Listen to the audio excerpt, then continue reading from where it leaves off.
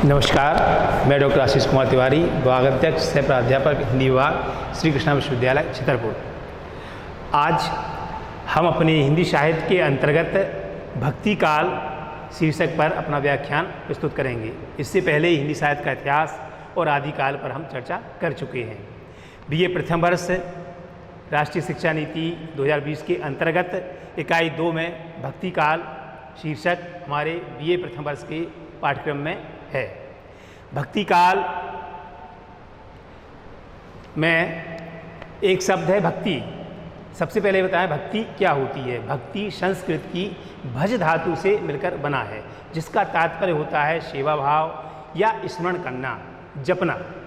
भक्ति भज सबसे मिलकर बना है, जिसका तात्पर्य होता है जपना, अर्थात हम अपने आराध्य को, इष्ट को स्मरण करते हैं, उनको स्मरण करते हुए उनकी वंदना करते हैं, वह भक्ति है। जब हम अपने ईश्वर के प्रति प्रेम पूर्वक आसक्त होते हैं, वह भक्ति है। भक्ति काल की समय सीमा 1375 से 1700 ईस्वी के मध्य मानी गई है। भक्ति काल के अंतर्गत जो प्रमुख 2 धाराएं आती हैं, वो है आपकी निर्गुण और सगुण। निर्गुण के अंतर्गत 2 उपधाराएं हैं, ज्ञानाश्रयी जिसे संत काव्यधारा कहा जाता है, और प्रेमाश्रयी जिसे सूफी काव्यधारा कहते हैं। सगुण के अंतर्गत 2 उपधाराएं हैं, राम भक्ति काव्यधारा और कृष्ण भक्ति काव्यधारा। सबसे पहले हम इसके बारे में संक्षेप में यहाँ पे चर्चा करेंगे। निर्गुण, निर्गुण मतलब बिना गुण किए, अर्थात जहाँ निराकार ब्रह्म की उपासना की गई है, एवं इसके अंतर्गत जितने भी कवि रहे हैं, भक्ति काल के जो भी कवि रहे हैं, वो कवि होने के पहले भक्त रहे हैं। समाज सुधार के दृष्टिकोण से उन्होंने उपदेश दिए, समाज को सही दिशा में ले जाने के लिए जो उन्होंने उपदेश दिए, वही उपदेश उनके काव्य का रूप बन गए। और तो हमें कह सकते हैं कि जितने भी भक्ति काल के अधिकांशतः कवि हैं, वो कवि के पहले क्या है, भक्त हैं। तो निर्गुण की जो पहली उपधारा है, वो ज्ञान आश्रयी। ज्ञान आश्रयी में जितने भी कवि हुए हैं, उनमें मुख्यतः ज्ञान के प्रति, ज्ञान तत्व के प्रति उनकी प्रधानता उनकी काव्य रचनाओं में, उनके उपदेशों में अधिक रही है। इसे हम संत काव्यधारा भी कहते हैं। कबीरदास को इसका प्रवर्तक कवि मान सकते हैं, ज्ञानाश्रयी का। प्रेमाश्रयी में प्रेम तत्व की प्रधानता रही है, जिसका प्रवर्तक कवि मलिक मोहम्मद जायसी को माना जा सकता है। सूफी काव्यधारा इसका दूसरा नाम है, क्योंकि अधिकांशतः प्रेमाश्रयी के अंतर्गत आने वाले जो कवि हैं, वो मुस्लिम कवि हैं और सूफी काव्यधारा से प्रेरित हैं। सूफी उनके काव्य की प्रमुख प्राथमिक विशेषता रही है, इसलिए इसे सूफी काव्यधारा के अंतर्गत रखते हैं। ज्ञानाश्रयी के अंतर्गत जो भी कवि हैं, वो संत हैं, उपदेशक हैं, भक्त हैं, इसलिए उनको संत काव्यधारा के अंतर्गत रख देते हैं। उसके बाद दूसरा जो है, वो है धारा सगुण। भक्ति की जो दूसरी धारा है, वो है सगुण। सगुण मतलब गुण सहित है, जिन्हें हमने स्वयं देखा है, भक्तों ने जिनको देखा, जिनकी एक प्रतीक बना हुआ है, उस प्रतीक की हम पूजा करते हैं, वंदन करते हैं। उसके अंतर्गत आपके राम भक्ति और कृष्ण भक्ति 2 धाराएं आती हैं। राम भक्ति काव्यधारा वह काव्यधारा है जिसके अंतर्गत आने वाले कवियों ने राम को सर्वोपरि समझा है और राम के बारे में ही अपने काव्य में विस्तार से बताया है। जो भी साहित्यिक रचनाएं इस काव्यधारा के अंतर्गत सृजित की गई हैं, उनमें राम के ही गुणों का बखान किया गया है। तुलसीदास को हम इस काव्यधारा का प्रवर्तक कवि मान सकते हैं। रामचरितमानस जैसा महाकाव्य उन्होंने लिखा। कृष्ण भक्ति काव्यधारा के अंतर्गत कृष्ण के उपासक भक्त कवियों ने उनके ही गुणगानों के बारे में विस्तार पूर्वक अपनी काव्यों में उनका सृजन किया है। उनके व्यक्तित्व के बारे में, उनके चरित्र के बारे में, उन्होंने जो लीलाएं की हैं, वो उन्होंने चित्रित किया है अपनी रचनाओं में। राम काव्यधारा और कृष्ण भक्ति काव्यधारा दोनों सगुण के अंतर्गत आते हैं। अब हम बात करते हैं ज्ञानाश्रयी संत काव्यधारा के बारे में विस्तार से। या कि संत काव्यधारा क्या है, इसकी विशेषताएं क्या हैं, और इसमें इसके अंतर्गत आने वाले कौन कौन से कवि हैं और उनकी रचनाएं प्रसिद्ध कौन कौन सी हैं। सबसे पहले हम बात करते हैं कि संत किसे कहते हैं। सदाचार के लक्षणों से युक्त व्यक्ति को संत कहा जाता है। सदाचार क्या होता है? अच्छा आचरण करने वाला, अच्छे विचार रखने वाला ही क्या है? संत है। इस प्रकार का व्यक्ति आत्म उन्नति और लोक मंगल में लगा रहता है। जो व्यक्ति स्वयं का मतलब कि जो भी व्यक्ति है वो स्वयं या किसी भी कार्य में लगा हुआ है तो स्वयं की लालसा में या स्वयं की ही लोलुपता में या स्वयं का ही भला ना चाहते हुए समाज का भला चाहे, समाज के हित कार्य में लगा रहे, तो उसे हम संत कह सकते हैं। सदाचार के लक्षणों से युक्त व्यक्ति ही क्या है? संत है। हर व्यक्ति संत नहीं हो पाता है, लेकिन हर संत पहले व्यक्ति होता है। हर व्यक्ति को संत बनने के लिए सदाचार का पालन और सद्व्यवहार लाना बहुत जरूरी होता है। प्रमुख विशेषताओं के अंतर्गत देखें हम तो निर्गुण ईश्वर में विश्वास। चूंकि हमने आपको बताया है कि ज्ञानाश्रयी जो उपधारा है वो किसके अंतर्गत आती है? निर्गुण धारा के अंतर्गत आती है। तो सबसे पहली जो इसकी प्रमुख विशेषता है वो निर्गुण ईश्वर में विश्वास, अर्थात जो निराकार है, अगम है, अगोचर है, ऐसे ब्रह्म के बारे में विश्वास करते हैं संत काव्यधारा के कवि, जिन्हें हम ज्ञानाश्रयी कहते हैं। गुरु का महत्व, इसके अंतर्गत आने वाले समस्त कवियों ने अपनी काव्य सृजन में, गीतों में, पद में, दोहा में गुरु को अधिक महत्व दिया है। वो कविदास जो कि इसके प्रवर्तक हैं वो लिखते भी हैं कि गुरु गोविंद दो खड़े काके लागो पाए, बलिहारी गुरु आपने गोविंद दियो बताए। अर्थात ज्ञान से परिचित कराना, समाज की सत्यता से असत्यता से जो क्षण भंगुरता है, समाज की नश्वरता है, उसके बारे में बोध कराना, ये सब कार्य गुरु के माध्यम से ही होता है। गुरु का तात्पर्य होता है कि अज्ञान से ज्ञान की ओर ले जाए, अज्ञान रूपी अंधेरे को ज्ञान रूपी प्रकाश में जो परिवर्तित कर दे वो गुरु है। तो गुरु की महत्ता ज्ञानाश्रयी उप काव्यधारा के अंतर्गत अधिक है। आडंबर और रूढ़ियों का विरोध, जैसा कि इसमें है कि आडंबर रूढ़ियाँ ज्ञानाश्रयी उप काव्यधारा के अंतर्गत जो भी कवि रहे हैं वो संत कवि रहे हैं, और संतों ने हमेशा समाज में फैली हुई बुराइयों, रूढ़ियों, आडंबरों के बारे में सबका ध्यान केंद्रित किया और ये भी बताया कि यह आडंबर है, मिथ्या है। जैसे कि मतलब कि आडंबर के अंतर्गत आ जाता है, कबीरदास इसे लिखते भी हैं, है ना, कि कंकर पाथर जोड़कर मस्जिद नहीं बनाए, है ना, कि मतलब बाहर जाकर के हम पत्थरों की पूजा कर रहे हैं, है ना, और घर की चक्की कोई न पीसे, जाका पीसे खाए संसार।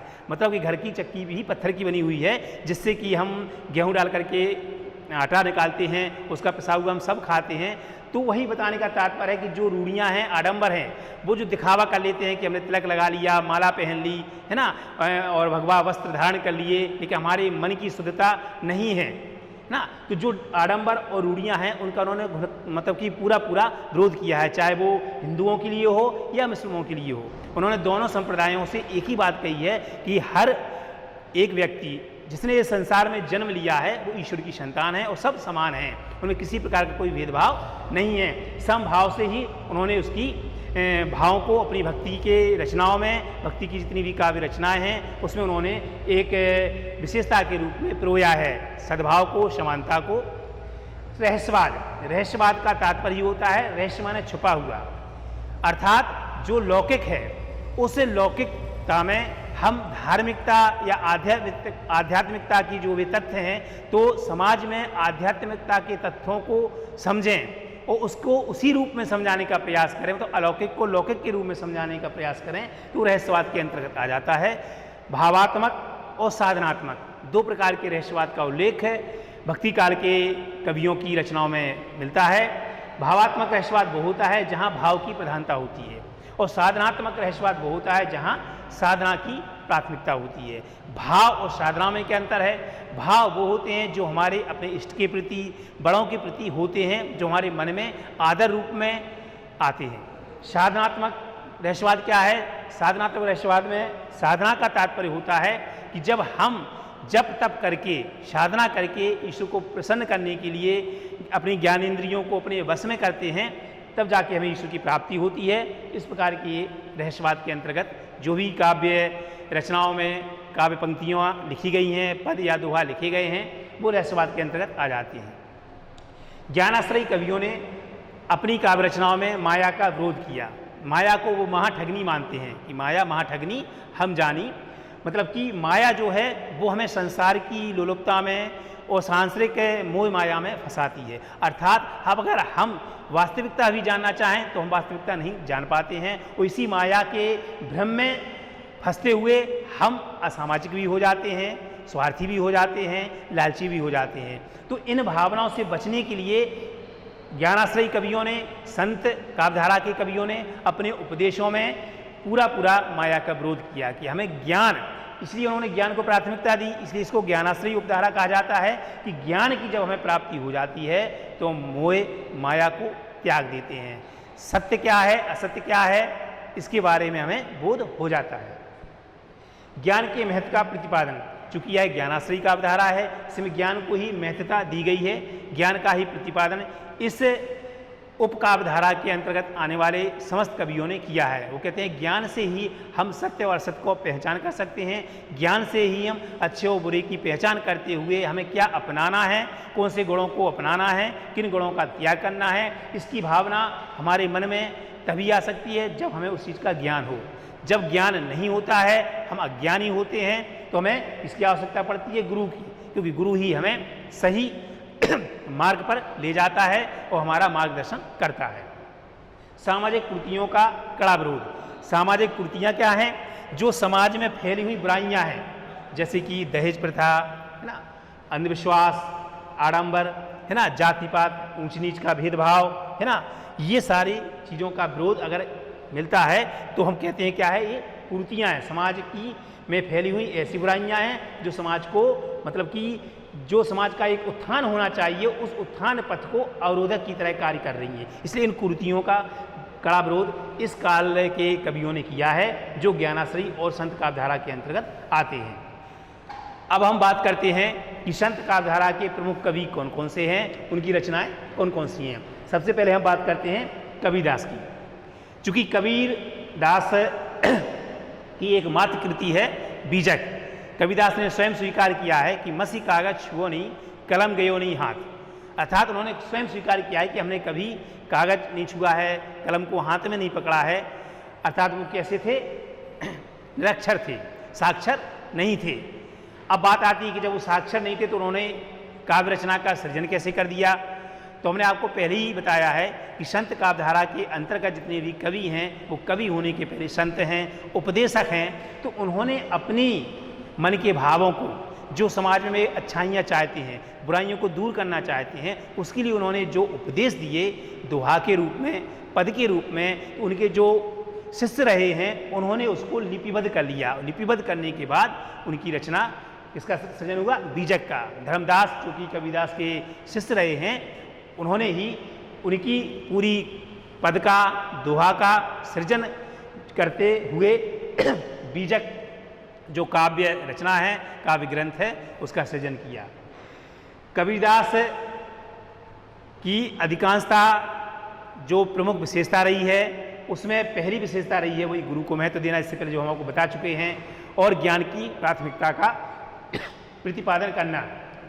बीजक का तात्पर्य होता है बीजारोपण। अर्थात कोई भी कार्य हम करते हैं या मान लो हम फसल का उत्पादन करते हैं तो सबसे पहला काम आता है बीज का डालना, पोषण करना। बीज ही किसी चीज़ को पोषित करके बड़ा बनाते हैं। अर्थात जब तक हमारे मन मस्तिष्क में किसी के प्रति अच्छे भाव उत्पन्न ना हो, तब तक हम उसका एक अच्छा अवलोकन या अच्छा व्यक्तित्व अपने सामने नहीं कर सकते हैं। उसके लिए बीजक तत्व का होना बहुत जरूरी है। रैदास को हम रविदास के नाम से भी जानते हैं। रैदास की वाणी इनकी का रचना है, जिसमें इनकी ही द्वारा बोले गए उपदेशों का और दोहों का संकलन किया गया है। रविदास मीराबाई के गुरु भी हैं। बीजक, इससे पहले जो हमने बताया, तो बीजक को साखी, शबद, रमेनी 3 भागों में विभक्त किया गया है, जिसमें साखी में साक्षी अर्थात साक्ष्य मानते हुए दोहा का सृजन किया गया है। अर्थात जो दोहा है, दोहा को ही साखी के अंतर्गत कबीरदास ने बीजक में रखा है। नानक देव भी भक्त हैं। भक्त कवि नानक देव ने ग्रंथ साहिब, जो उनका एक काव्य रचना है, उसी में उनके द्वारा बोले ही उपदेशों का ही संकलन है।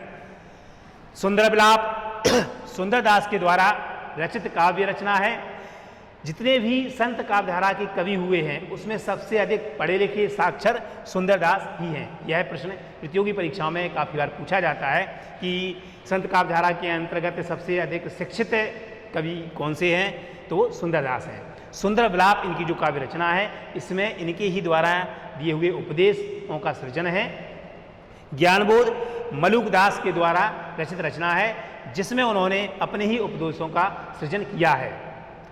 अजगर करे ना चाकरी, पंछी करे ना काम, दास मलुका कह गए सबके दाता राम। ये जो इनके बारे में एक जो दोहा प्रसिद्ध है, ये आलसियों के लिए महामंत्र है। वो केवल आलसियों को जगाने के लिए उन्होंने ऐसा ये दोहा लिखा था कि ये बात सत्य है कि सबके दाता राम हैं, लेकिन हमें अपना कर्म तो करना ही चाहिए। इसके बाद जो दूसरी उपधारा आती है वो है आपकी प्रेमाश्रयी, जिसे हम सूफी काव्यधारा कहते हैं। ये आप निर्गुण की दूसरी उपधारा है। सूफी काव्य धारा की जो विशेषताएं हैं, तो अलौकिक प्रेम की व्यंजना, लोक पक्ष एवं हिंदू संस्कृति का चित्रण, श्रृंगार रस की प्रधानता, प्रेम गाथाओं का नामकरण नायिकाओं के आधार पर, अवधी भाषा एवं मसनवी शैली का प्रयोग। तो सबसे पहले हम बात करते हैं सूफी काव्य की विशेषताएं। सूफी काव्य की है अलौकिक प्रेम की व्यंजना। अलौकिक प्रेम क्या है? लौकिक लोक कथाओं को आधार बना करके अलौकिक प्रेम की व्यंजना इस काल के कवियों के द्वारा की गई है, जिसमें मलिक मोहम्मद जायसी की रचना है पद्मावत। पद्मावत में भी उन्होंने लौकिक प्रेम कथा ली, रतन सेन और पद्मावती की, नागमती की जो प्रेम कथा है उसको उन्होंने अलौकिकता से जोड़ा। जो पद्मावती हैं उनको बुद्धि का, नागमती को हृदय का, रतन सेन को मन का प्रतीक मानते हुए पूरी काव्य रचना का सृजन उन्होंने किया है। लोक पक्ष हिंदू संस्कृति का चित्रण, सूफी काव्यधारा के अंतर्गत जितने भी कवि आते हैं, मंजन हो, है ना, उस्मान हो या मलिक मोहम्मद जायसी जी हों, इन्होंने हिंदू संस्कृति को ही, जो हिंदू संस्कृति के रीति रिवाज हैं, त्योहार हैं, व्रत हैं, उत्सव हैं, उनका ही बखान अपनी काव्य रचनाओं में किया है। इसलिए यहाँ पे विशेषता क्या? लोक पक्ष, लोक माने संसार, संसार के जो पक्ष हैं, कौन सा रीति रिवाज है, व्रत, उत्सव, तो हिंदू संस्कृति में जो भी रीति रिवाज, उत्सव, पर्व, त्योहार मनाए गए, उस संस्कृति का चित्रण इस कालखंड के कवियों ने अपनी रचनाओं में किया है। श्रृंगार रस की प्रधानता, जैसा कि पहले हमने आपको बताया कि सूफी काव्यधारा को हम प्रेमाश्रयी उपकाव्यधारा भी कहते हैं, जिसकी प्रधान तत्व क्या है? प्रेम। इसमें प्रेम का निरूपण, प्रेम का चित्रण अधिक किया गया है। जहाँ प्रेम का चित्रण होगा वहाँ श्रृंगार रस की निष्पत्ति होती है। श्रृंगार रस के संयोग और वियोग दोनों ही पक्षों का चित्रण इस कालखंड के कवियों ने अपनी रचनाओं में किया है।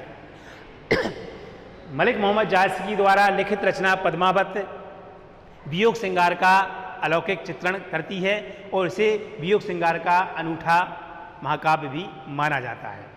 प्रेम गाथाओं का नामकरण नायिकाओं के आधार पर, अधिकांशतः जितने भी कवि हुए हैं उन्होंने नायिकाओं के नाम के आधार पर ही अपने काव्य का नाम रखा है। जैसे मुल्ला दाऊद की चंदायन, कुतवन की मृगावती, मंजन की मधुमालती और जायसी जी की पद्मावत, ये सब नायिका प्रधान नाम हैं काव्य रचनाओं के। अवधी भाषा एवं मसनवी शैली का प्रयोग, जो प्रमुख विशेषता है मसनवी शैली। तो इस कालखंड के सूफी काव्यधारा के अंतर्गत जितने भी कवि हुए हैं उन कवियों ने अपनी काव्य रचना में अवधी भाषा का प्रयोग किया और उसके साथ मसनवी शैली का प्रयोग किया।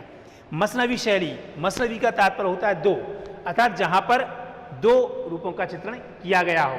सबसे पहले जो सूफी काव्यधारा के कवि हुए हैं उन्होंने मसनवी शैली के अंतर्गत अपने आराध्य देवता जो रहे हैं उनका परिचय दिया है। फिर तत्कालीन वातावरण में या तत्कालीन समय में जो उस समय के बादशाह रहे हैं उनका उन्होंने परिचय दिया है। फिर गुरु का परिचय देते हुए आत्म परिचय दिया है। इस प्रकार से चारों का परिचय एक ही दोहा में मिल जाए वो मसनवी शैली है। ईश्वर का, तत्कालीन सम्राट का, गुरु का और स्वयं कवि का, वो मसनवी शैली के अंतर्गत आते हैं। ये सूफी काव्यधारा की प्रमुख विशेषताएं हैं। अब हम बात करते हैं कि सूफी काव्यधारा के प्रमुख कवि कौन कौन से हैं और उन कवियों की रचनाएं कौन कौन सी हैं। मुल्ला दाऊद चंदायन, चंदायन मुल्ला दाऊद के द्वारा लिखी हुई काव्य रचना है जो कि प्रेम के ऊपर ही निरूपित है, इसमें भी प्रेम का ही चित्रण किया गया है। कुतुबन में मृगावती, मंजन की मधुमालती और मलिक मोहम्मद जायसी की पद्मावत, ये चारों रचनाएं प्रेम तत्व की प्रधानता लिए हुए हैं। इसमें प्रेम के श्रृंगार और वियोग दोनों ही पक्षों का अधिकांशतः चित्रण किया गया है एवं उस जिस प्रेम का चित्रण किया गया है वो लौकिक कथा के आधार पर है, लेकिन उस प्रेम को किससे जोड़ा गया? अलौकिक से, मतलब लोक संसार से ऊपर उठ करके उसको ईश्वर से जोड़ दिया जाता है। उस प्रेम को भक्ति में ही जोड़ दिया जाता है, क्योंकि प्रेम भी भक्ति का पहला रूप है। जब तक हमें किसी के प्रति प्रेम नहीं होगा, स्नेह नहीं होगा, आत्मसमर्पण नहीं होगा, हम भक्ति भाव अपने हृदय में उत्पन्न नहीं कर सकते हैं। भक्ति भाव की निष्पत्ति हृदय में प्रेम तत्व के ही कारण होती है। मलिक मोहम्मद जायसी की 3 प्रमुख रचनाएं हैं। पद्मावत के बारे में उन्होंने आपको बता दिया है ना।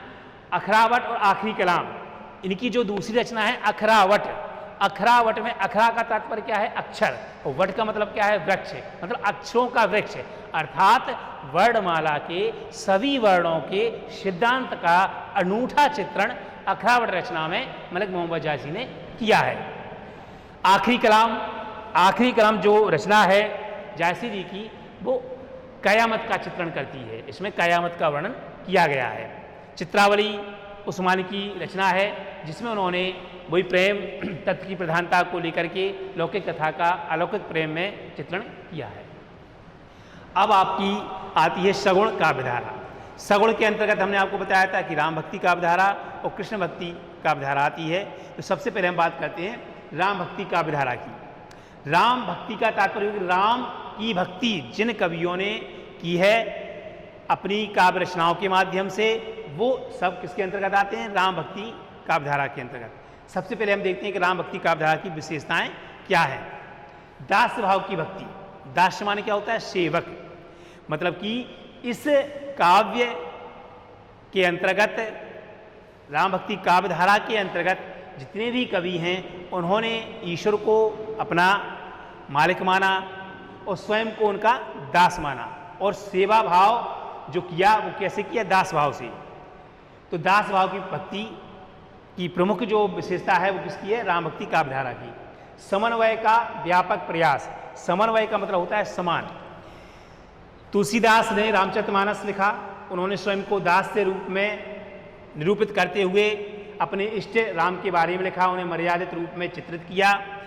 समन्वय का व्यापक प्रयास अगर देखना है तो हम रामचरितमानस का ही उदाहरण ले लें। उसमें शैव और वैष्णव का, ज्ञान और प्रेम का, सगुण और निर्गुण का, तीनों का समन्वय उन्होंने बहुत ही अच्छे ढंग से और सूक्ष्म रूप से अपने दोहा और चौपाइयों के माध्यम से चित्रित किया है। तो ये है समन्वय। समन्वय की विराट चेष्टा वाला अगर कोई लोक कवि रहा है तो वो महाकवि तुलसीदास जी को ही माना गया है और जाना जाता है। लोक कल्याण की भावना, समाज में हर चीज़ अच्छी हो, समाज प्रगतिशील हो, समाज का उत्थान हो, समाज में रहने वाले हर किसी व्यक्ति का कल्याण हो, ऐसी भावना रखने वाले संत कवियों में राम भक्ति काव्यधारा के कवि आते हैं और उनकी प्रमुख विशेषता बन जाती है लोक कल्याण की भावना। रामचरितमानस का सृजन तुलसीदास जी ने लोक कल्याण की भावना के माध्यम से ही किया है, जिसमें जन का कल्याण हो वह, क्योंकि आप जानते हैं कि काव्य सृजन का प्रमुख उद्देश्य मनोरंजन ही नहीं होता है, मनोरंजन के साथ साथ जन कल्याण भी होता है, कोई ना कोई एक उपदेश देना होता है, उद्देश्य यही है। ठीक। मर्यादा एवं आदर्श की स्थापना। मर्यादा पुरुषोत्तम राम के गुणशील सौंदर्य का चित्रण रामचरितमानस में तुलसीदास जी ने किया है। उनके गुण सौंदर्य शील जो है वो उनके आदर्श स्वरूप है। उन्होंने किस तरह से एक आदर्श राज की स्थापना की, आदर्श पुत्र, आदर्श पिता, आदर्श भाई, आदर्श राजा, आदर्श मित्र, जितने भी मानवीय गुण होते हैं, मानवीय रिश्ते होते हैं, उन मानवीय रिश्तों को अपने मर्यादित गुणों के माध्यम से तुलसीदास ने राम को आदर्श मानते हुए उनका निरूपण किया है। इसलिए राम को मर्यादा पुरुषोत्तम, पुरुषों में उत्तम कहा गया है। लोक नायक, मतलब संसार में ऐसा नायक होना चाहिए, कैसा? राम जैसा। तो राम के ही स्वरूपों और व्यवहारों का, चरित्रों का बखान रामचरितमानस में तुलसीदास के द्वारा किया गया है। वो मर्यादा एवं आदर्श की स्थापना विशेषता का मूलभूत उदाहरण है। मुख्य काव्य भाषा अवधी। अधिकांशतः राम काव्य धारा के अंतर्गत के जो भी कवि हैं उनकी भाषा अवधी रही है। कुछ काव्य रचनाओं में ब्रज भाषा भी मिलती है। राम का लोकनायक रूप अभी हमने ऊपर ही आपको बता समझा दिया है कि राम के लोकनायक, लोकनायक मतलब लोक का नायक हो, अर्थात संसार, लोक माने संसार, संसार का प्रतिनिधित्व करने वाला, संसार को सही दिशा में ले जाने वाला, युवाओं को जागृत करने वाला, सकारात्मक दृष्टिकोण रखने वाला, उच्चतम उदात्त वैचारिकताएं रखने वाला, विचार भाव रखने वाला, जिसे हम कहते हैं उदात्त भाव से निरूपित अगर किसी का चरित्र है तो वो किसका है? राम जी का चरित्र है। इसलिए राम को लोकनायक के रूप में भी माना जाता है। लोक मंगलकारी अगर हमारे काव्यधारा में भक्ति काल में किसी भी को कहा गया है तो वो लोक मंगलकारी कवि के रूप में तुलसीदास को ही कहा गया है, क्योंकि लोक मंगलकारी भावना के भाव से ही उन्होंने अपनी काव्य का, अपनी रचनाओं का सृजन किया। सामूहिकता का बल, सामूहिकता का बल होता है समानता, समानता।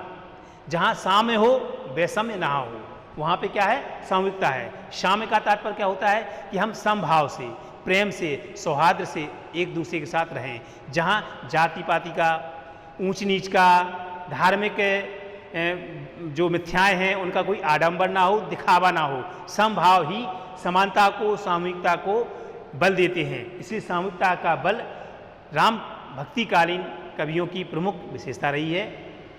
इसके अंतर्गत जो कवि आते हैं, सबसे पहले हम बात कर लेते हैं रामानंद जी की राम आरती। राम आरती जिनका काव्य संग्रह है, जिसमें राम के ही व्यवहार का, चरित्र का, गुणों का बखान उन्होंने अपने पद में किया है, पदों में किया है, वो रामानंद जी के द्वारा लिखित राम आरती के अंतर्गत आता है। अग्रदास भी राम भक्ति काल के प्रमुख कवि माने जाते हैं, जिन्होंने रामाष्टयाम, राम भजन मंजरी, है ना, राम के भजन की मंजरी, मंजरी मतलब कि कई प्रकार के भजनों का संग्रह उन्होंने राम भजन मंजरी में किया है। रामाष्टयाम, राम के ही गुणों का बखान भक्ति भाव से स्वयं को दास मानते हुए, अपने राम को अपना इष्ट, अपना भगवान, अपना मालिक मानते हुए उन्होंने इसका उल्लेख इसमें किया है, रामाष्टयाम में किया है। अगली बात आती है ईश्वरदास के द्वारा लिखित भरत मिलाप। चूंकि आपको मालूम है कि सबसे अधिक रामचरितमानस में किसी को भी त्याग की मूर्ति माना गया है तो वो भरत को माना गया है। तो जब राम और भरत का मिलाप होता है, उसका अनूठा और बहुत ही सौंदर्य चित्रण ईश्वरदास के द्वारा भरत मिलाप रचना में किया गया है। भरत मिलाप रामचरितमानस में तुलसीदास ने भी ये प्रसंग रखा है, लेकिन भरत मिलाप एक शीर्षक से काव्य रचना ईश्वरदास की भी प्राप्त होती है। तुलसीदास की कई रचनाएं हैं, इसमें प्रमुख रचनाएं हैं आपकी रामचरितमानस, गीतावली, कवितावली, इसके बाद पार्वती मंगल, जानकी मंगल, है ना, विनय पत्रिका, लगभग 12 रचनाएं तुलसीदास की प्रमाणिक रचनाएं प्राप्त होती हैं। इसमें रामचरितमानस इनकी प्रसिद्ध रचना है। इसमें राम के चरित्र का इन्होंने वर्णन किया है, व्याख्यान किया है। इसलिए राम भक्ति काव्यधारा के अंतर्गत जो प्रवर्तक और प्रमुख कवि किसी को माना जाता है तो तुलसीदास जी को माना जाता है। नरहरिदास पौरुषे रामायण, पौरुषे रामायण के शीर्षक के अंतर्गत उन्होंने राम के ही चरित्र का बखान किया है नरहरिदास कवि ने। कृष्ण भक्ति काव्यधारा, अब सगुण भक्ति काव्यधारा के अंतर्गत जो दूसरी उपधारा है वो है कृष्ण भक्ति काव्यधारा। इसमें पहली विशेषता है राधा कृष्ण की लीलाओं का वर्णन। राधा कृष्ण की लीलाओं का वर्णन, रीति तत्व का समावेश, प्रेमामयी भक्ति, जीवन के प्रति आवश्यक राग रंग, प्रकृति चित्रण। कृष्ण भक्ति काव्यधारा के अंतर्गत जितने भी कवि हैं उन्होंने कृष्ण और राधा के जो माधुर्य है उस माधुर्य प्रेम का चित्रण अपनी काव्य रचनाओं में किया है। उनका जो माधुर्य प्रेम का चित्रण है वो एक प्रकार से भक्ति का ही स्वरूप है। राधा कृष्ण की रासलीलाओं का चित्रण जितने भी कवियों ने अपनी काव्य रचनाओं में किया है, जैसे सूरदास जी हैं, सूरसागर में करते हैं, तो उनका जो चित्रण है वो भ्रमर गीत के अंतर्गत माना जाता है। भ्रमर गीत भी इसका एक पक्ष है कृष्ण काव्यधारा का। रीति तत्व की समावेश, रीति का मतलब होता है लक्षण। जो लक्षण ग्रंथ हैं, लक्षण ग्रंथों की जो विशेषताएं हैं, जो उनका तत्व है, वो सब संत काव्यधारा में ना आते हुए किसमें आता है?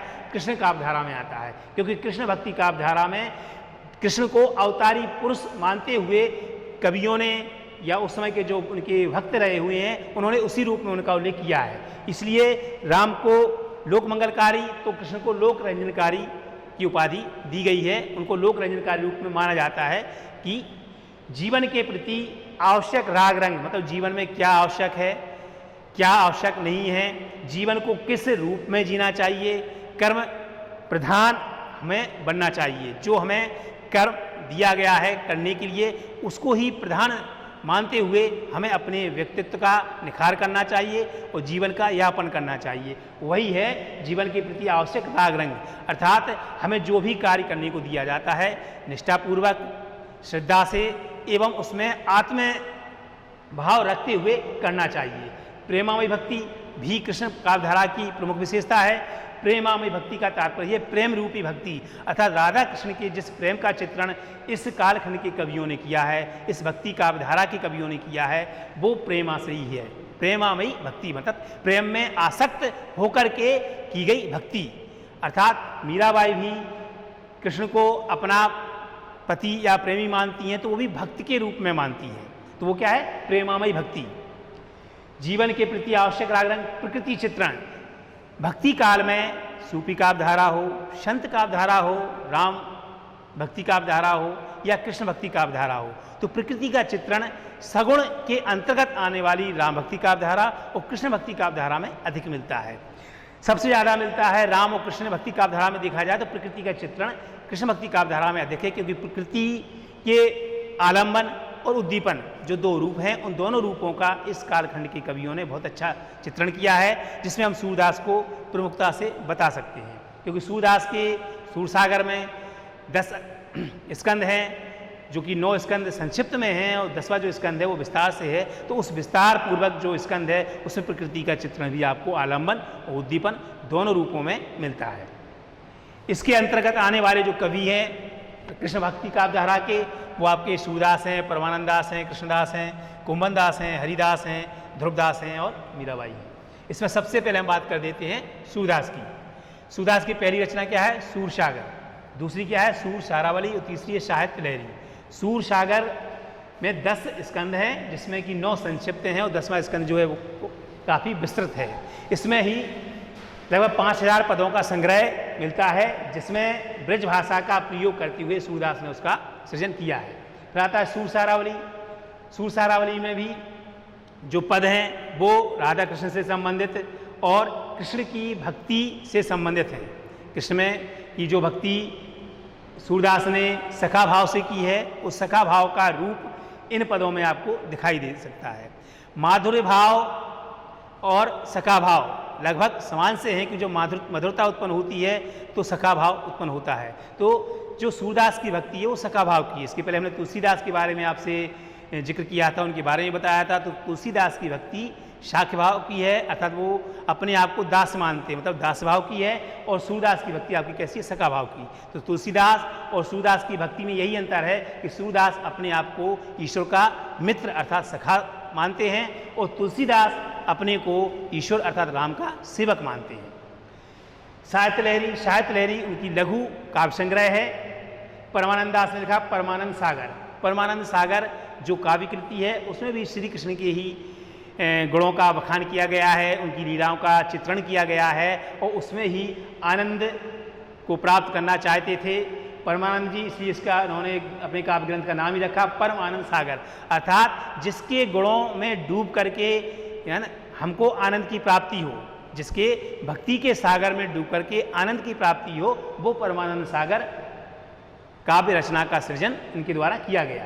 कृष्णदास जुगलमान चरित्र, इन्होंने जुगलमान जो शीर्षक रखा वो कृष्ण के ही स्वरूप को देखते हुए उनके अन्य स्वरूपों का, चूँकि उनको लोक रंजनकारी कहा गया है, संसार में उनके कौन कौन से रूप रहे हैं, किस प्रकार से उन्होंने किस प्रकार से अपने भावों को, अपने उपदेशों को, अपनी शिक्षाओं को दिया, उस रूपों का चित्रण इसके अंतर्गत मिल जाता है। इसलिए जुगलमान चरित्र के अंतर्गत उनकी कई रूपों का काव्य रचनाओं के माध्यम से कवि ने चित्रण किया है। कुंभन दास फुटकर पद, इनके पदों का संकलन किसी काव्य कृति में नहीं मिलता है। इनके फुटकर पद मिलते हैं जो कि अलग अलग हैं, कुंभन दास के द्वारा लिखे हुए, वो भी कृष्ण भक्ति से ही संबंधित हैं। इसमें एक नाम नरोत्तम दास का भी आता है, वो भी कृष्ण भक्ति के अंतर्गत आते हैं। स्वामी हरिदास की लिखी हुई रचना है हरिदास जी के पद। हरिदास जी ने भी अपने पदों में कृष्ण की भक्ति और कृष्ण की रासलीलाओं का, महाभारत के युद्ध का चित्रण भी इनकी रचनाओं में मिलता है। गीता का उपदेश अर्जुन को उन्होंने दिया, किस प्रकार से उन्होंने कर्म को प्रधानता दी है और कर्म के बल पर कर्म प्रधान बनकर के हम समाज का उत्थान कर सकते हैं और स्वयं के व्यक्तित्व का विकास करते हुए हम समाज को जो देते हैं वो कर्म से ही देते हैं, अर्थात हमें कर्म प्रधान बनना चाहिए, सात्विक और सद्गुणों से युक्त होना चाहिए। ये रचनाएं ध्रुवदास की भक्त नामावली में मिलती है कि किस प्रकार से हम एक अच्छे भक्त बन सकते हैं। अच्छे भक्त बनने से पहले हमें एक अच्छा व्यक्ति बनना होगा। अच्छा व्यक्ति हम तब बन सकते हैं जब हमारे अंदर नैतिक मूल्य हों, और जब वही नैतिक मूल्य सद्गुणों का रूप ले लेते हैं तो हम संत बन जाते हैं। संत की अवधारणा हमारे हृदय में आ जाती है, हमारे हृदय में संत रूपी सद्भाव की निष्पत्ति होती है, वो उसी से हम भक्त बन जाते हैं और हमें संसार का जितना भी लोभ है, मोह है, माया है, उससे हमें विरक्ति होती जाती है और हम सकारात्मक दृष्टिकोण रखते हुए सत्य की राह पर चलते हुए स्वयं का और समाज का विकास करने लगते हैं। मीराबाई, जिन्हें नरसिंह मायरा, गीत गोविंद, टीका, इन रचनाओं के माध्यम से जाना जाता है, इनके पदों में विरह की, वेदना की प्रधानता है। वेदना तत्व अगर भक्ति काल में किसी भी कवि के अंदर देखा जाता है तो वो मीराबाई जी के अंदर देखा जाता है। सूरदास ने जो कृष्ण की भक्ति की वो सखा भाव से की और इसके अंतर्गत इन्होंने वात्सल्य रूप का भी चित्रण किया। सूरदास ने कृष्ण के वात्सल्य रूप का चित्रण किया है, वात्सल्य रूप का चित्रण करने वाले अन्य और कोई कवि नहीं है। प्रश्न अगर पूछा जाता है कि कृष्ण की लीलाओं का वात्सल्य स्वरूप का चित्रण करने वाला कवि है तो वो सूरदास जी हैं। इसलिए सूरदास को वात्सल्य सम्राट कवि भी कहा जाता है कि मतलब वात्सल्य रस का प्रतिपादन करने वाले, हम लोगों को आस्वादन कराने वाले, मतलब बाल लीलाओं का चित्रण करने वाले जो कवि हैं वो सूरदास जी हैं। इस प्रकार से हमने आपको कृष्ण भक्ति का अवधारा के विशेषताएं और कवियों के बारे में बताया। आज के व्याख्यान में भक्ति काल की जो दो धाराएं होती हैं, सगुण और निर्गुण।